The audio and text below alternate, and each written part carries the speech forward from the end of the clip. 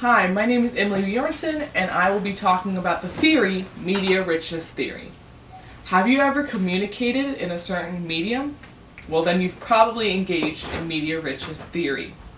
Media richness theory is very important to know when it comes to communicating. Knowing about media richness theory also helps you understand how to communicate and also how to communicate better with others. Today we will look at what media richness theory is, give examples of rich media, and give examples of lean media as well. Now to start off, what is rich media theory? Media richness theory is how people communicate. Media richness theory sees the characteristics of the medium as a constraint on the ability to express nonverbal, emotional, relational communication.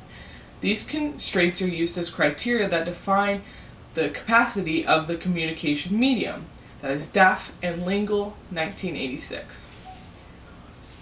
What media richness theory is helpful for is to see what the media you are communicating through, if it is rich, which means it has less constraints, or if it is not rich and has those constraints.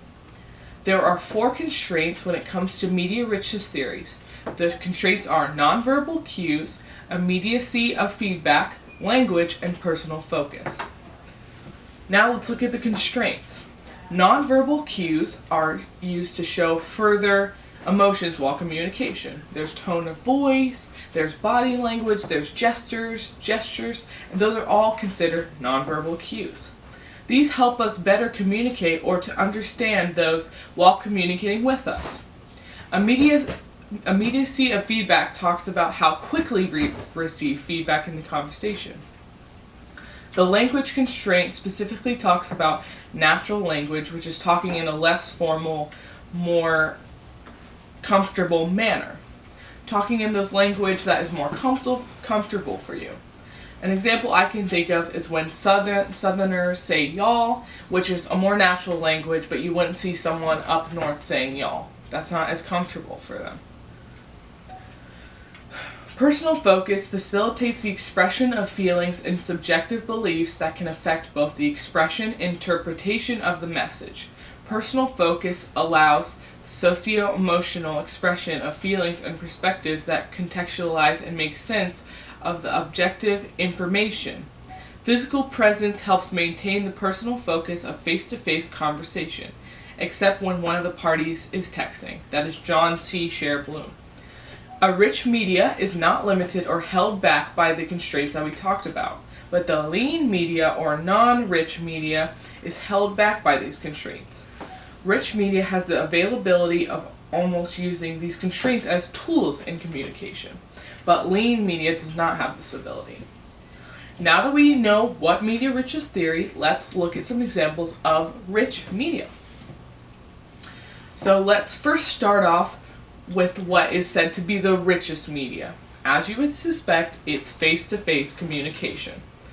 This is because it uses the constraints as a tool. Face-to-face communication uses nonverbal cues. It has immediate feedback. You can use natural language in most cases, and your personal focus or personal emotions are throughout the conversation. All of these constraints are able to be used or chosen to not be used and aid the conversation. The next most rich conversation is a telephone conversation. A telephone conversation has most of what a face-to-face conversation has. It has the ability of immediate feedback. It has natural language and personal focus. The constraint that cannot be used is all nonverbal cues. Since you cannot see each other's face or body, you cannot see nonverbal cues. Similar phone calls that we have are video calls, but the difference is this allows you to see those nonverbal cues. The video call is the same as a telephone conversation, but you can see each other's face and body. So a video call would probably be considered also a very rich media. The next media is between rich and lean media. The media is text messaging. There is only one constraint that is fully available for using. This is immediate feedback. Some might argue that you don't always receive a text quickly, And I can understand that, but for the most part, you do have a pretty quick text back when you're texting. Nonverbal cues are somewhat limited, which may sound wrong to you because you're probably wondering how can you have nonverbal cues, but you can have emojis, which can add to help people understand the conversation. If you put a laughing face, you're happy. If you put a sad face, there's the sarcastic. It helps people understand what type of tone you're going for. Natural language can be used in some situations, and probably most situations, but also you might use more less language in other situations like texting your boss. Also, personal focus or personal emotions are somewhat limited. These three types of media are the richest medias. Now that we've seen rich media, let's talk about lean medias. The second most lean media is email.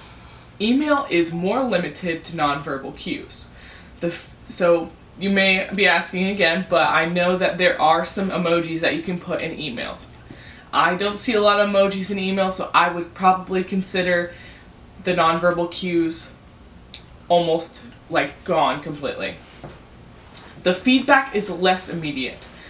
It takes a while to get a response from an email. The language you use is normally more formal, and personal emotions are less common. Even though email is a great way of communication, I personally use it for more formal situations like emailing a boss.